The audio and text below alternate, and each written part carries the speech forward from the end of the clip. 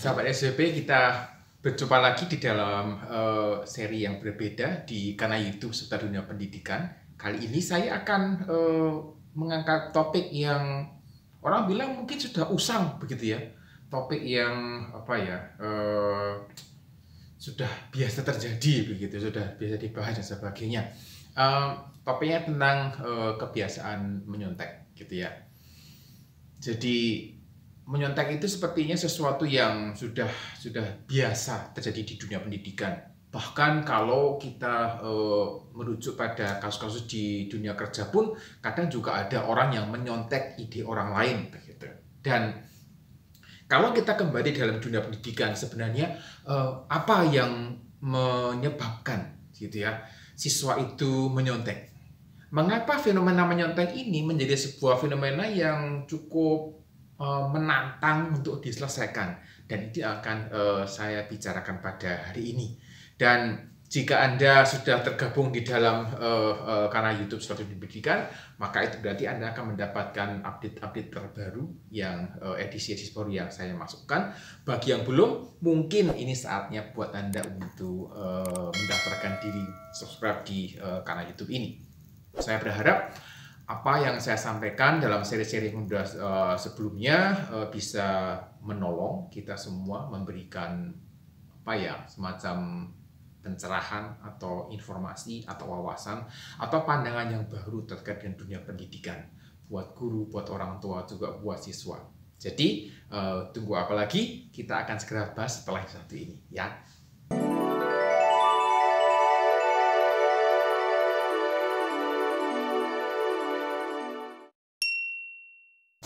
Jadi saya mau cerita sedikit begitu ya pengalaman saya.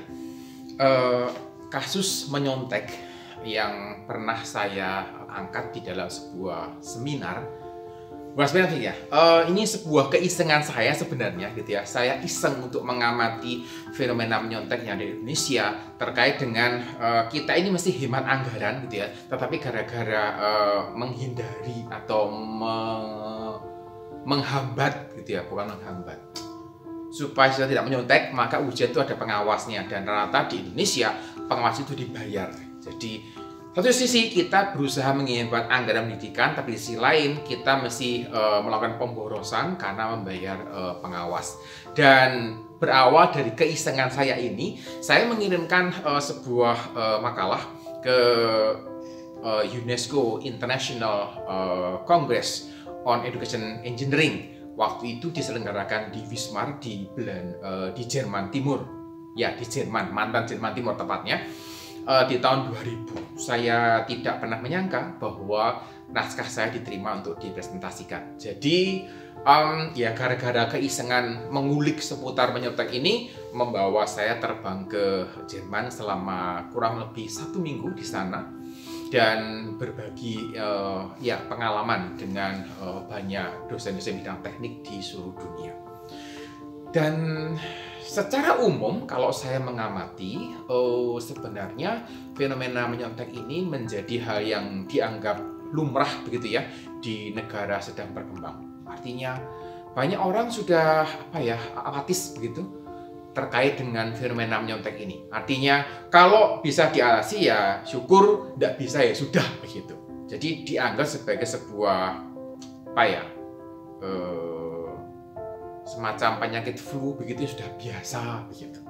Tetapi ada yang menarik gitu ya. Menariknya adalah hal ini sebenarnya juga ditemui di beberapa negara yang dianggap maju. Jadi saya sempat berbincang dengan seorang teman yang sempat lama di Jepang.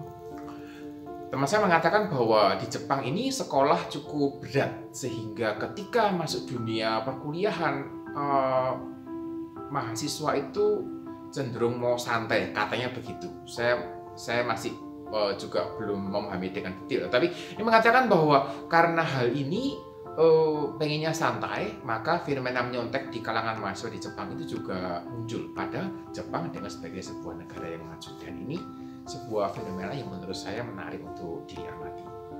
Kalau kita bicara tentang fenomena menyontek, maka sebenarnya sama sih gitu ya, menyontek itu mencuri jawaban orang lain, mencuri hasil pekerjaan orang lain. Jadi intinya mencuri. Dan kalau di dalam beberapa kasus juga mencuri jawaban dari buku gitu ya, atau mencuri jawaban dari ringkasan dan sebagainya.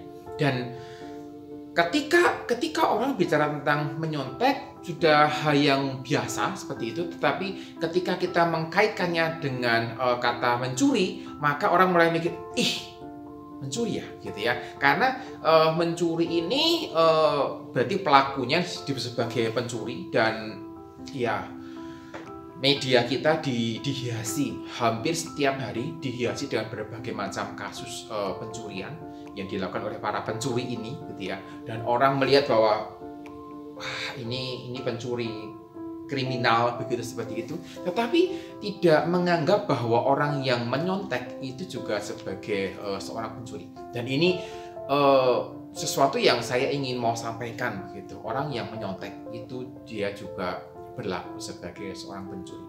Apakah sahabat SCP menyadari akan hal ini gitu ya?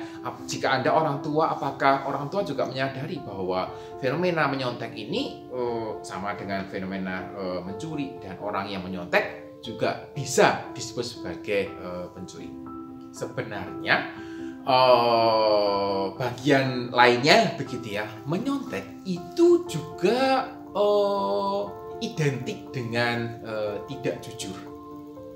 Tidak jujur berarti berbohong gitu ya. Jadi menyontek ini tidak jujur, tadi mencuri ya, sekarang tidak jujur atau berbohong. Misalnya diminta untuk mengerjakan sendiri, tapi malah bekerja sama dengan orang lain gitu ya. Jadi idenya adalah mengevaluasi hasil kerja pribadi, tapi ternyata yang diserahkan adalah hasil kerja rame-rame gitu. Orang bilang gotong royong gitu. Menurut saya ini menerjemahkan gotong royong dengan cara yang berbeda, menerjemahkan konsep kerjasama dengan cara yang berbeda. Dan ketika kita mengatakan bahwa menyontek itu juga tidak jujur, berbohong, menipu gitu ya, menipu gurunya, menipu dosennya, mungkin menipu orang tuanya, sebenarnya menyontek ini juga menipu diri sendiri. Artinya hasil yang diraih itu bukanlah hasil usaha terbaiknya gitu, tetapi hasil hasil mencuri, hasil dengan orang lain yang seharusnya dikerjakan secara mandiri. Dan ini menjadi sesuatu yang kita perlu sadari bersama. Secara umum, ketika kita membicarakan tentang fenomena menyontek ini, maka orang bertanya-tanya, kenapa begitu? Salah satu alasan terbesar terkait dengan menyontek adalah didorong oleh ketidakmauan untuk bertanggung jawab. Jadi siswa ini diberi tanggung jawab untuk belajar gitu ya, tetapi tidak mau belajar. Nah, oleh karena salah satu cara menilai tanggung jawab belajar itu adalah mendapatkan nilai yang baik di dalam sebuah evaluasi, ujian, tes dan sebagainya, maka karena tidak mau bertanggung jawab tadi gitu ya, maka untuk menunjukkan supaya bertanggung jawab, maka dia menyontek. Jadi ini logikanya seperti itu. Kemudian yang kedua adalah didorong oleh kemauan gitu ya, bukan kemauan, rasa tidak mau susah gitu ya, maunya yang gampang. Memang saya perlu mengakui gitu ya, dan perlu menyatakan secara terbuka bahwa proses belajar itu bukanlah proses yang mudah. Proses belajar itu adalah proses yang penuh tantangan. Ada naik turunnya gitu ya. Dan naik turunnya ini itu yang seringkali membuat orang itu pilih yang gampang aja deh gitu. Sehingga ketika banyak bimbel menawarkan cara cepat yang tidak perlu belajar memahami konsep untuk bisa mengerjakan soal, itu laris di mana-mana gitu. Kenapa? Karena tidak mau susah, maunya yang gampang. Ketika belajar mesti meluangkan waktu, masih berpikir dan sebagainya. Ini membuat seseorang merasa dibebani gitu. Nah, tidak mau belajar, maunya yang gampang, ngapain? Ya nyontek aja gitu. Dan satu hal yang membuat saya juga ya miris gitu ya. Ironisnya adalah jagoan nyontek gitu ya. Jagoan nyontek ketika sekolah dulu, ketika sudah mahasiswa, ketika udah bekerja, kumpul bersama teman-temannya, itu malah bangga dengan kemampuannya gitu. Saya tidak bisa saya mengerti logikanya sedikit gitu ya. Tetapi ini ironis gitu. Di satu sisi menyontek ini adalah kalau kita bisa bilang dalam bahasa vulgar termasuk perbuatan kriminal karena mencuri. Tetapi selang beberapa puluh tahun kemudian orang yang melakukan tindak kriminal ini gitu ya justru bangga dengan perbuatannya, membanggakan kemampuan menyonteknya yang luar biasa itu. Ketika kita bicara tentang tadi ya, hal apa yang ada di dalam diri seorang anak atau seorang siswa atau mahasiswa, maka juga ada faktor luar yang mesti diperhatikan. Faktor yang pertama, yang paling besar begitu ya, adalah ambisi orang tua yang membabi buta. Di dalam sebuah video terkait dengan siswa ambisi meraih juara kelas dan sebagainya, ada cukup banyak gitu ya orang tua yang memaksa anaknya untuk menjadi juara kelas. Padahal menjadi juara kelas itu artinya dia harus menguasai semua mapel yang ada. Bukan menguasai, sorry. Menjadi juara kelas itu artinya mendapatkan nilai yang baik di semua mata pelajaran. Tidak bisa pilih-pilih gitu. Jadi kalau saya adalah seorang siswa yang lemah dalam proses hitungan begitu ya, dan saya sudah dileskan ini itu tidak bisa gitu ya, harapan orang tua kamu mesti juara sebagainya, maka ya saya terpaksa menyontek gitu. Beberapa mahasiswa yang pernah bicara dengan saya mengaku terus terang bahwa menyontek itu karena kondisi terpaksa gitu. Karena orang tuanya yang bukan meminta nyontek begitu, tetapi situasi yang dibangun oleh orang tua ini membuat anak itu terpaksa nyontek. Saya mungkin terpaksa kurang tepat begitu ya. Artinya anak ini mesti punya pendirian sendiri gitu ya. Punya pendirian memutuskan ini salah sampai berhenti gitu. Jadi dari sisi ambisi orang tua. Ya, karena memang ketika orang tuanya kumpul dengan teman-temannya begitu ya, waktu reuni atau apa gitu, saling memamerkan prestasi anak, ini menjadi fenomena yang cukup umum gitu. Anakku baru tema rapot juara 1 loh gitu, nilainya semua 10 dan wah luar biasa gitu. Jadi orang tua menempatkan anak dalam sebuah etalase untuk dipamerkan. Orang tua menempatkan anak di showroom untuk dipamerkan, dan anak ini dipaksa gitu, dalam tanda kutip dipaksa untuk menyontek. Oleh karena dipaksa, maka ada ketakutan dalam diri anak ini untuk dibilang kamu nih maaf bodoh gitu ya, kamu ini tidak berguna seperti itu. Disekolahkan mahal-mahal, dileskan ini itu, nilainya kok tetap jelek dan sebagainya. Nah, terpaan isu yang seperti ini itu cukup berat buat siswa, buat anak. Jadi akhirnya ya udah jalan des aja, nyontek itu yang paling mudah. Kalau kita bicara tentang dampak gitu ya, dampaknya apa? Jelas dampaknya adalah tidak jujur menjadi bagian hidup yang dijalani sehari-hari. Bukan hanya ketika ujian loh ya, gitu ya. Orang yang terbiasa menyontek, siswa atau mahasiswa yang terbiasa menyontek, maka tidak jujur ini menjadi bagian hidup sehari-hari. Sudah biasa gitu. Hati nuraninya sudah mati, kira-kira begitu. Dan oleh karena tidak mau susah gitu ya, maunya yang gampang, maka yang terjadi apa? Ya sudah, maunya yang instan aja gitu, tidak mau prosesnya gitu. Dalam sebuah video saya bahas tentang proses versus hasil akhir gitu ya. Saya sangat menghargai proses yang dikejar oleh mahasiswa di dalam ujian yang mereka kerjakan.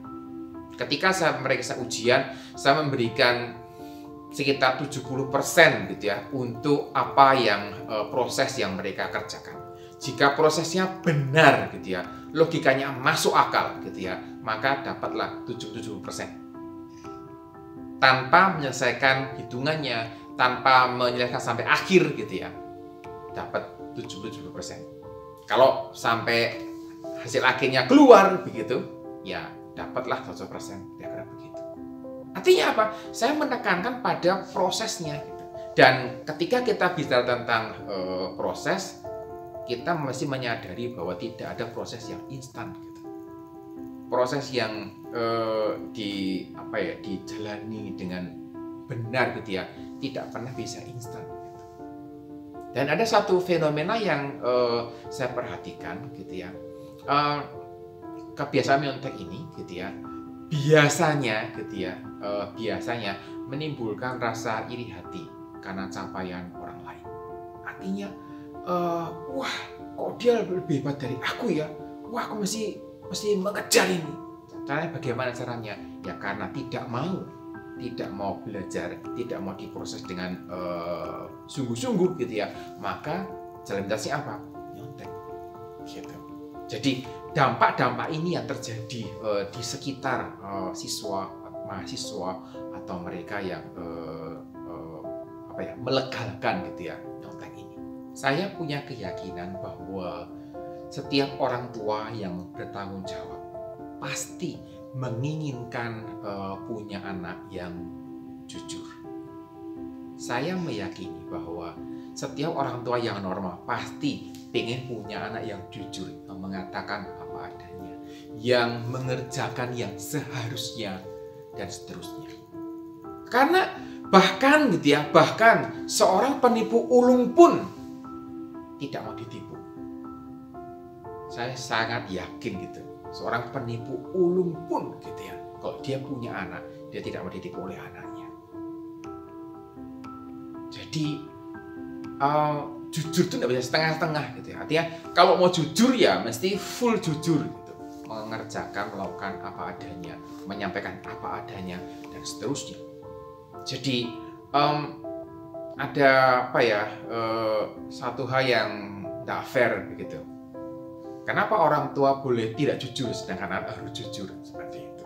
Dan ini sebagai orang tua kita mesti memikirkan. Juga mungkin guru juga mesti menjadi teladan buat siswa di sekolah untuk menjunjung tinggi kejujuran tadi. Saya punya sebuah pertanyaan reflektif buat pendengar semuanya. Setelah khusus buat para sahabat SDP. Apakah ada di antara sahabat SDP gitu ya yang sekarang ini sedang sekolah, sedang kuliah dan masih punya kebiasaan menyontek? Ini menjadi mungkin pertanyaan yang retorik begitu. Pertanyaan tidak perlu dijawab karena semua orang gitu ya tahu bahwa menyontek itu tidak betul. Tetapi saya ingin bawa Anda gitu ya, bawa Anda ke kondisi di masa yang akan datang. Jika Anda saat ini sedang kuliah, maka mungkin 10 tahun lagi Anda kalau menikah dan Tuhan memberikan anak begitu ya, Anda punya anak-anak sekolah gitu ya. Kemudian anak-anak ini bertanya gitu. Dulu ayah sama ibu, papa sama mama misalnya, apakah ketika sekolah juga nyontek? Ini pertanyaan ini seperti buah si malakama kalau menjawabnya kurang tepat begitu. Kenapa? Kalau dijawab enggak dan ternyata Anda dulu ketika sekolah, ketika kuliah juga nyontek gitu, maka ini bukan sebuah jawaban yang jujur dan Anda tahu itu.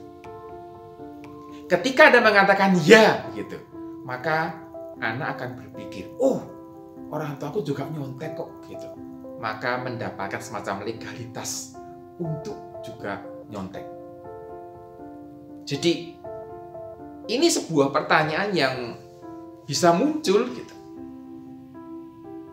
Jika Anda tidak tahu jawabannya seperti apa gitu ya, apakah gitu ya, apakah dengan demikian gara-gara waktu sekolah atau kuliah sering nyontek atau jagoan nyontek gitu, kemudian memutuskan ya udah kalau menikah enggak akan punya anak gitu. Kenapa? Karena takut ditanyai gitu. Dan apa ya? Kadang ini perlu untuk kita pikirkan dengan serius gitu. Jadi apapun yang sedang Anda kerjakan saat ini, ketika Anda sekolah, ketika Anda kuliah, gitu. Bagaimana ditanya oleh keponakan misalnya, atau ditanya oleh kalau tetangga mungkin agak beda begitu ya, tidak ada ikatan batin. Oh, ditanya sama keponakan bagaimana? Nanti bisa di cross check sama saudara kita dan sebagainya. Ini menjadi satu PR besar yang mesti disiapkan. Saya tidak akan berbagi jawabannya apa gitu, karena itu merupakan tanggung jawab setiap kita untuk belajar mempertanggungjawabkan apa yang sudah pernah kita kerjakan.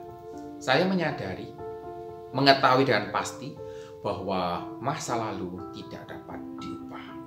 Artinya, apa yang sudah pernah kita lakukan di masa yang lalu itu jadi sebuah catatan sejarah dalam hidup kita, yang mungkin juga menjadi catatan sejarah buat orang-orang di sekitar kita. Setiap kebaikan, setiap kemurahan hati yang kita kerjakan dengan tulus, orang akan mencatat, termasuk ketika kita nyontek, termasuk ketika kita tidak jujur dalam hidup sehari-hari. Itu akan membekas di sana. Dan orang tua mesti bijak ketika dulu sekolah, orang tua tidak melakukan tanggung jawab sebagai siswa. Mesti bijak menjawab hal ini. Kenapa? Karena anak akan mendapatkan semacam konfirmasi bahwa oh ya udah, saya kayak orang tua saya saja gitu. Ketika sekolah, ketika kuliah nyontek, nanti setelah lulus saya akan bertobat, saya akan sadar, insaf seperti itu. Bisakah demikian? Tidak semudah itu. Tidak semudah itu. Kenapa? Karena ketidakjujuran akan merembet ke bagian yang lain.